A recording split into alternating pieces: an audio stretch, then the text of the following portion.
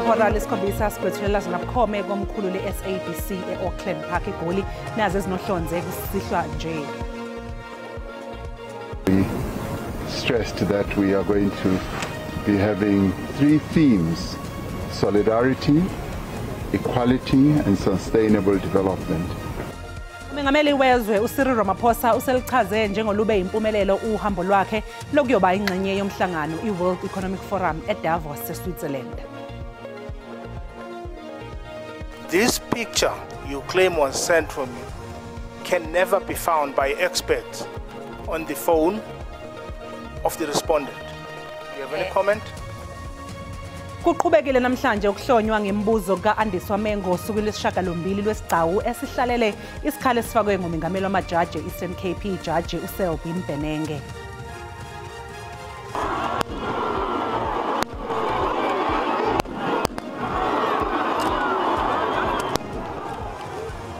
Namhlanje bekuhlangana iminyaka eyi-146 ibutho likaZulu lanqoba amangisi empini yaseSandlwana eNquthu.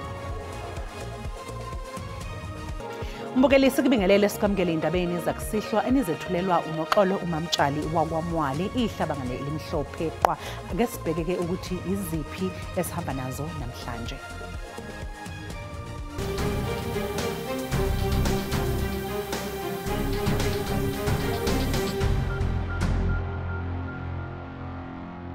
Umengameli wezwe uCyril Ramaphosa usephothule ukubamba iqhaza engqungqutheleni iWorld Economic Forum esingethwe eDavos eSwitzerland.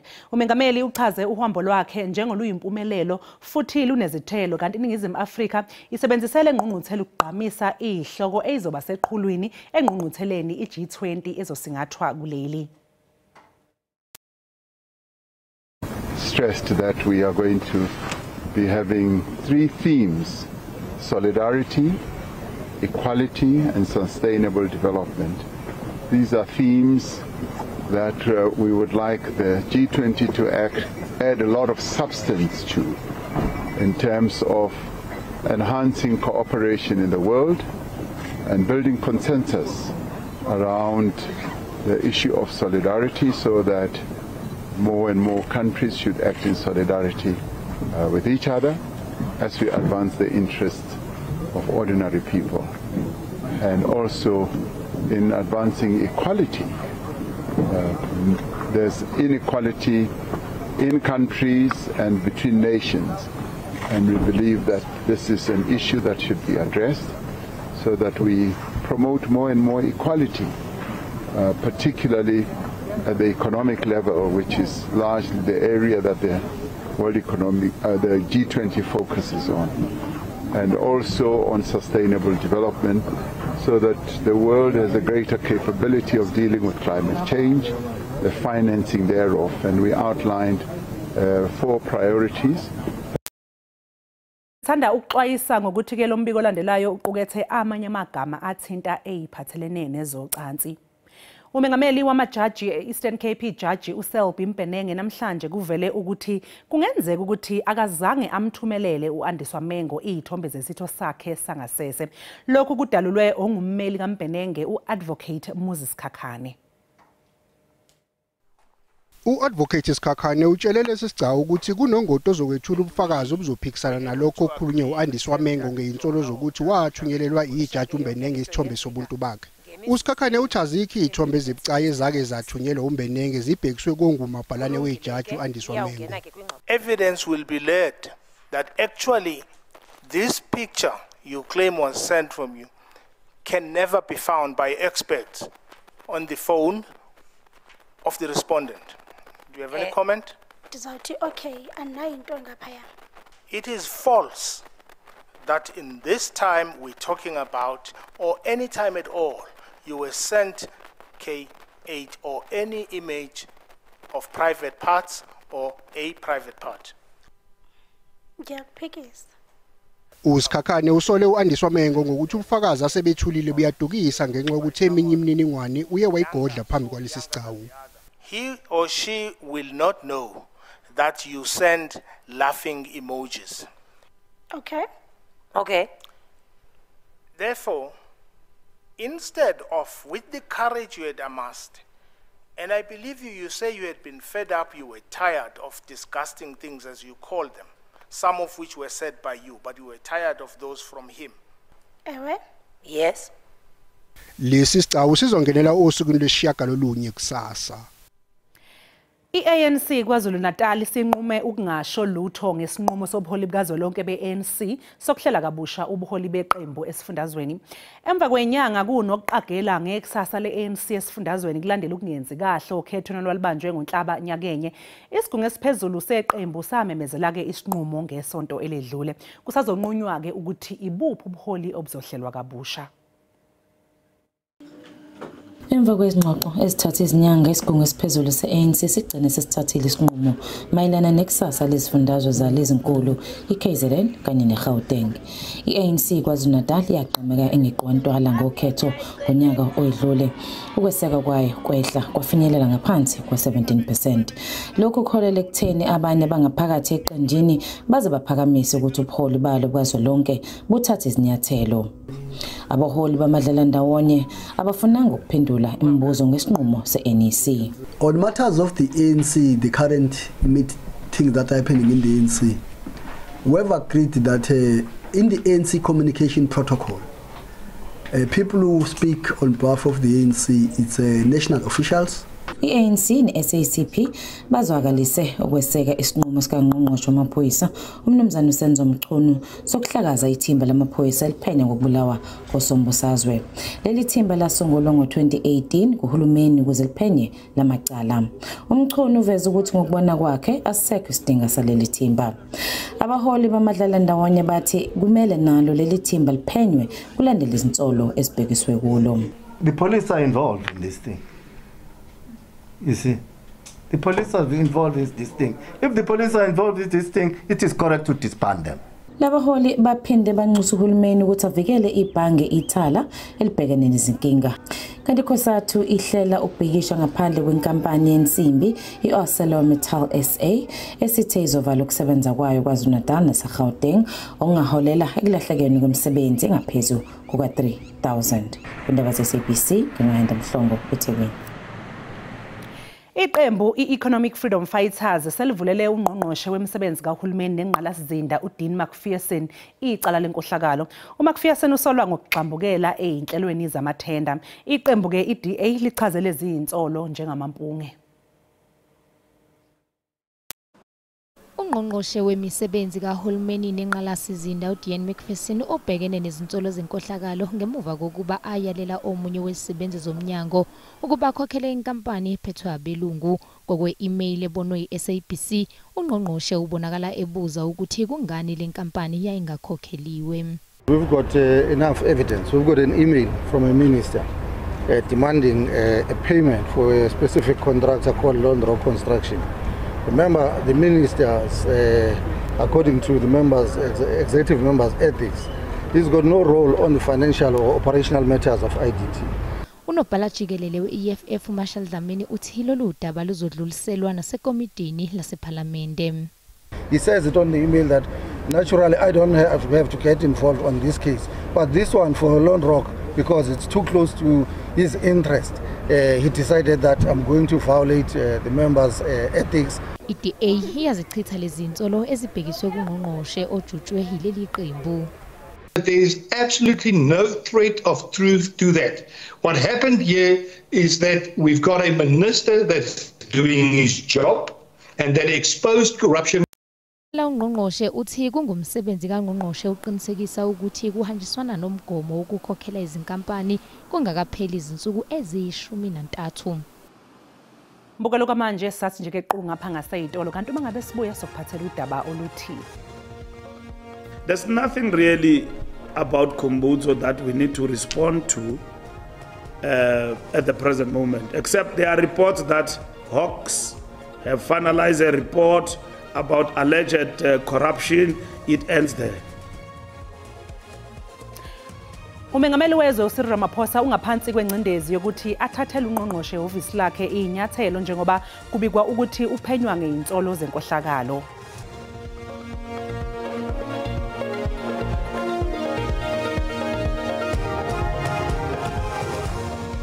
Siphinde sikubingelele mbukeli sikwamukele mangabe usanda kungena odabeni oluphambili besibike ukuthi umengameli wezwe uCyril Ramaphosa uselichaze njengolube impumelelo uhambo lwakhe lokuyoba ingxenye yomhlangano iWorld Economic Forum eDavos eSwitzerland. Asikukhumbuze mbukeli ukuthi lezi indaba ziyatholakala ku-YouTube na ku-SABC Plus. Ngena kuzo uyicinga amagama athi SABC izindaba na kanjani uzoyithola.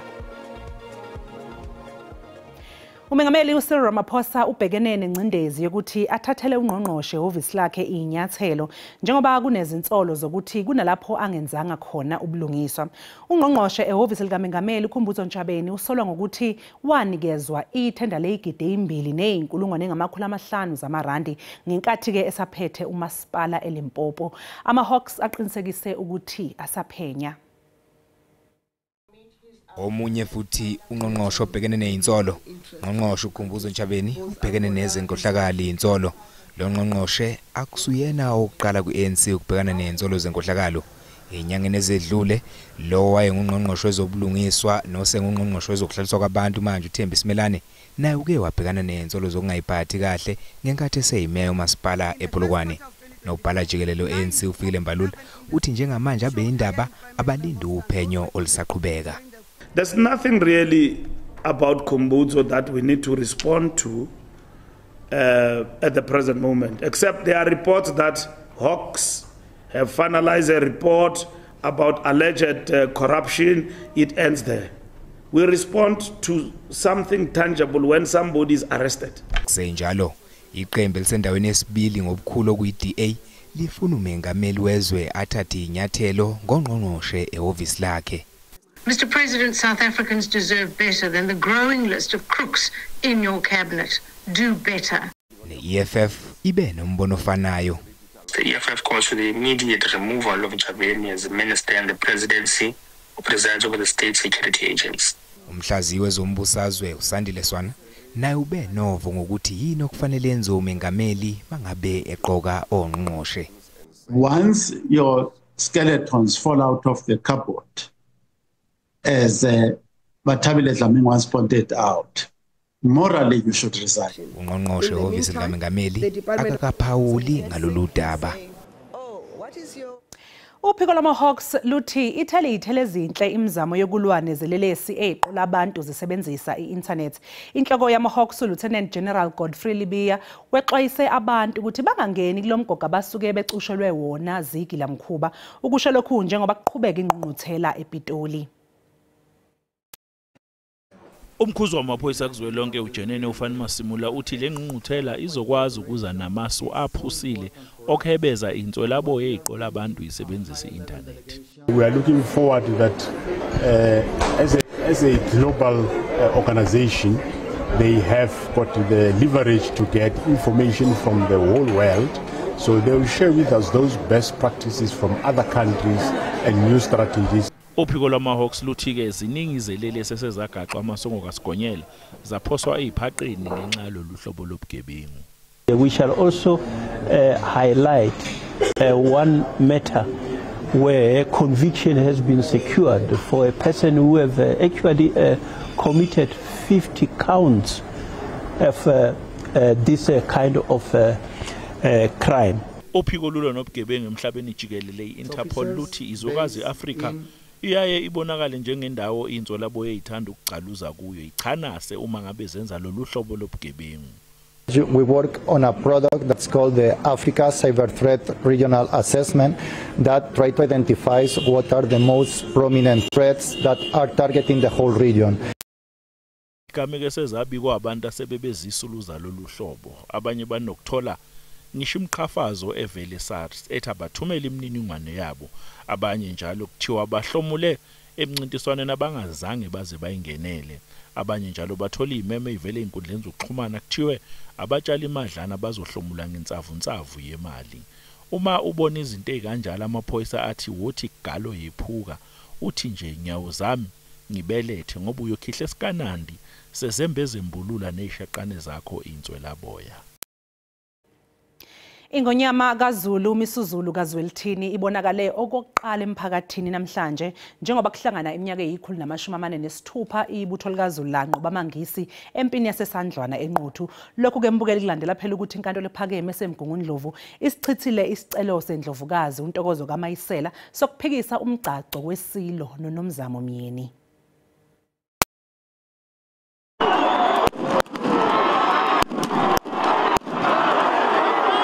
Eminyakeni eyi146 edlule, ibutho likaZulu lanqoba amangisi empini yaseSandlwana eNquthu. Kwaphalala igazi zenhlangothi zombili, kanti isikhumbuzo salesigameko sesisetshenziswa njengesikhumbuzo sokubuyisana. Ingonyama kaZulu isilo uMisuzulu kaZwelithini ubonakale okokuqala nqa esihlangaleleni ngemuva kokuba sematheni ngodaba oluthinta umgcaco waso omisiwe noNdlunkulu Nomzamo Myeni. Nokho-ke isilo asithandanga ukuphawula ngalolu daba. Alikafiki usuku lokuba ingonyama ikhulume indaba zezwe njengamanje kulesi sikhathi ngisakhuluma nje ezomndeni kodwa ezokubuswa kwezwe ngoba ningizwe kahle ezokubuswa kwezwe hayi umbusazwe ilaba balapha emva kwami abahlobo bami umbusazwe ke ngapha ngemuva ngisho ukubuswa kwezwe nesizwe asikafiki isikhathi sokuba ingonyama ikhulume lokho. Kumele ukuthi kuze kushe uthi uma sekushe uthi engicabanga ukuthi ngokunithembisa nabesilo namanje akacaci ukuthi uzoqhubeka yini umgcaco obekumele ube ngempela sonto ezayo phakathi kukaBayede kanye noNdlunkulu wakhe uNomzamo Myeni. Namhlanje ungqongqoshe wemfundo eyisisekelo uSivuyo Gwahube ubehambele izikole zaseMpumalanga ukuyobheka inkinga eyikhungethi lomnyango kulesi sifundazwe. Ungqongqoshe wemfundo eyisisekelo uSivuyo Gwahube uhambele izikole ezehlukene eMpumalanga. Ubhalisa abafundi inqinamba yenqalasizinda ukugcwala ngokweqile kwezikole ezinye zezinkinga ezibhekene nezikole kulesifundazwe. Abanye abazali bathi umnyango ubadumazile. Isikalo sethu ukuthi isikolo sigcwele eklasini kufanele abantwana babe ngu1 to 30 baba ngu1 to 80. Laba bethu labana lama certificate abasayitholi indzawo ngiyo kakhulu esikhala ngako. Gwahube unqume umnyango ngemizamo yawo yokufaka abafundi ezikoleni. We want every single learner to be placed immediately so that we can make sure that they don't miss out on crucial learning and teaching time. However, we also do understand that provinces like this are experiencing tremendous amount of pressure from people who are moving in migration and the like, particularly in the metro area. Gwahube inqinamba yenqalasizinda esifundazweni iseqhulwini lezinto umnyango ofuna ukuzixazulula. I understand that infrastructure is a huge challenge. We also understand that budget constraints are a huge challenge in the province. However, we are pleased to see that the expenditure of the province insofar as the infrastructure budget is ticking up, which means that there is commitment from their side to deliver against infrastructure, because of course there are massive infrastructure gaps here. Umnyango uneyinsuku ezishumi kuphela uqinisekisa ukuthi bonke abafundi bathola izikhala ezikolweni ngemva kokuvulwa kwezikole. Bukeli umhlahlo wesimo sezulu uzolandela ke emva kwekhefu nomadlamini sathi nje kequ 8 dollars siyabuya emva komzizwana.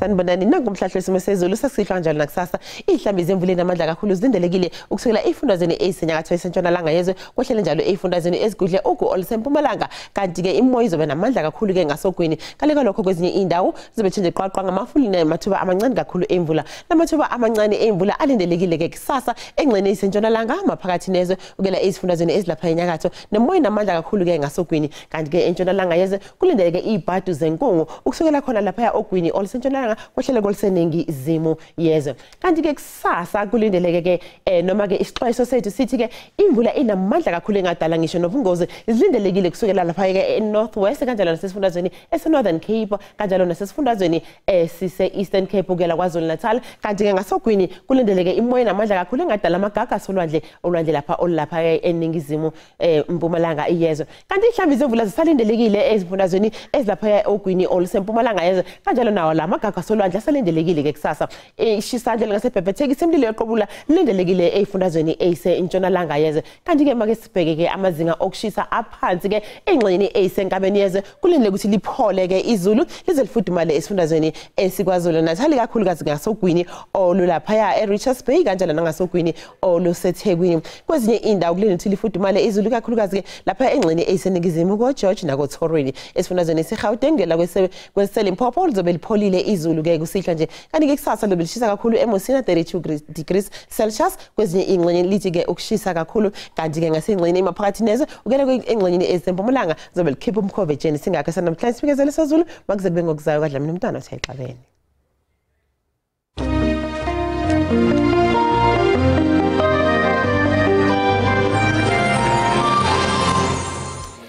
Bukelisi sibeka lapha ke bese kuphathele zona ngolikamageba kusasa bazobe bekhona koza kwethu ngolwimi lwesiXhosa nibe nje nobusuku obuhle nisale kahle